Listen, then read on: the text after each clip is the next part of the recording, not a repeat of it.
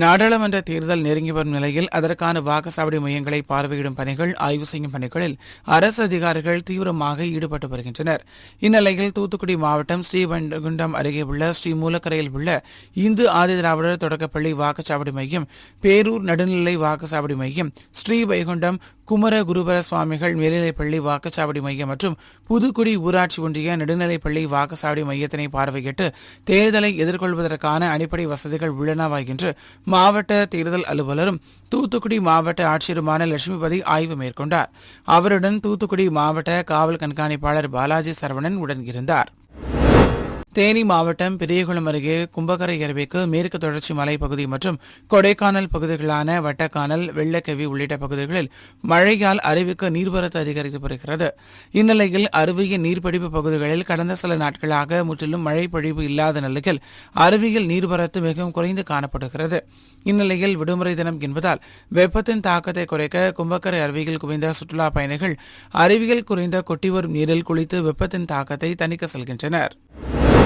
தஞ்சை மாவட்டம் கும்பகோணம் அருகே திருவலஞ்சுழி பால் உற்பத்தியாளர்கள் கூட்டுறவு சங்க தொடக்க விழா மற்றும் கலைஞரை நூற்றாண்டு விழாவையொட்டி 100 பேருக்கு கறவை மாடு வாங்குவதற்கு கடன் வழங்கும் நிகழ்ச்சி கூட்டுறவு பால் சொசைட்டி திறப்பு விழா சட்டமன்ற உறுப்பினர் அன்பழகன் தலைமையில் நடைபெற்றது.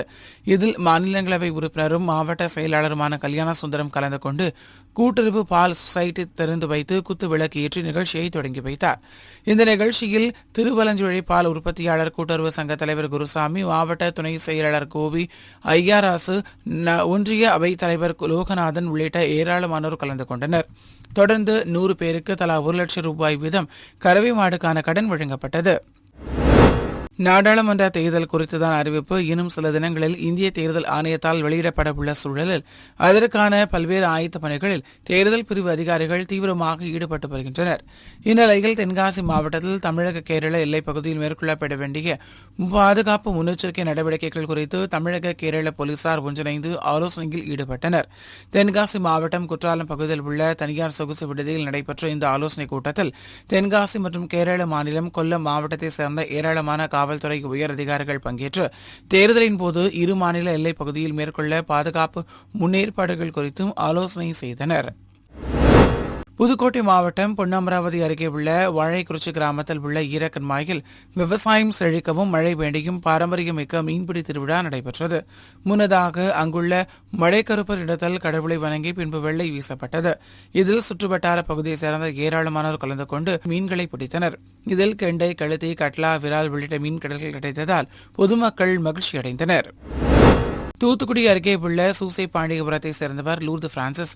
இவர் முரப்பநாடு கிராம நிர்வாக அலுவலராக பணிபுரிந்து வந்தபோது கடந்த ஏப்ரல் மாதம் மணல் கொள்ளையர்களால் அலுவலகத்தில் வைத்து வெட்டி படுகொலை செய்யப்பட்டார். இந்த சம்பவம் தமிழகம் முழுவதும் பெரும் பரபரப்பை ஏற்படுத்தியது.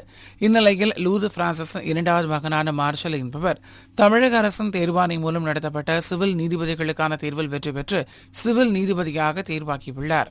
இந்நிலையில் செய்தியாளர்களை சந்தித்த அவர், எனது தந்தையின் கனவை தான் நிறைவேற்றியுள்ளதாகவும் தான் தனது தந்தை போன்று நேர்மையாக செயல்படுவேன் எனவும் தெரிவித்தார்.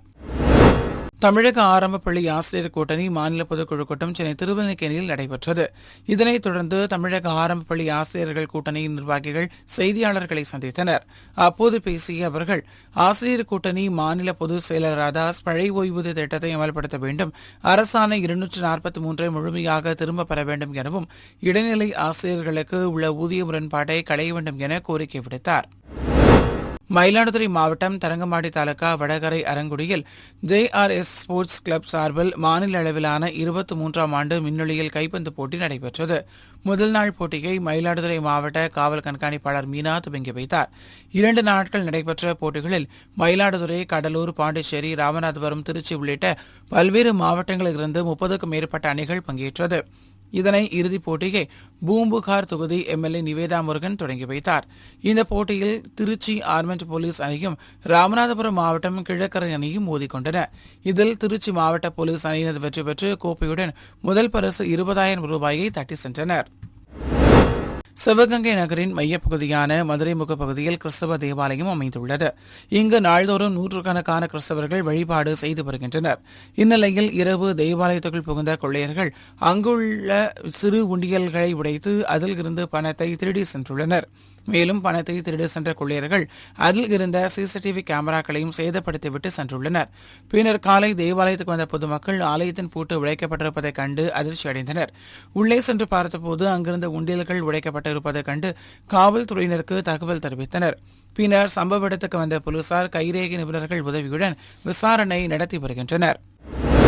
சேலம் மாவட்டங்களுக்கு பெங்களூரு மற்றும் வட மாநிலங்களிலிருந்து குட்கா பொருட்கள் கடத்தி வரப்படுவதாக சேலம் மாவட்ட காவல் கண்காணிப்பாளரின் தனிப்படை போலீசாருக்கு ரகசிய தகவல் கிடைத்தது.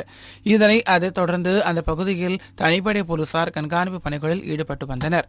இந்நிலையில் செட்டிமாங்குறிச்சி பேருந்து நிறுத்தம் அருகே கண்காணிப்பு பணியில் ஈடுபட்டுக் கொண்டிருந்த போது அப்பகுதி வழியாக வந்த சொகுசு காரை நிறுத்தி சோதனை செய்ததில் 5 லட்சம் ரூபாய் மதிப்புள்ள 1050 கிலோ எடையுள்ள ஹான்ஸ் குட்கா பொருட்கள் இருந்தது கண்டுபிடிக்கப்பட்டது. இதனையடுத்து சொகுசு காரை பறிமுதல் செய்த காவல்துறையினர் காரில் வந்த மகாராஷ்டிராவை சேர்ந்த நரியன்சிகா மற்றும் ராஜஸ்தானை சேர்ந்தவர்களை கைது செய்து விசாரணை நடத்தி வருகின்றனர்.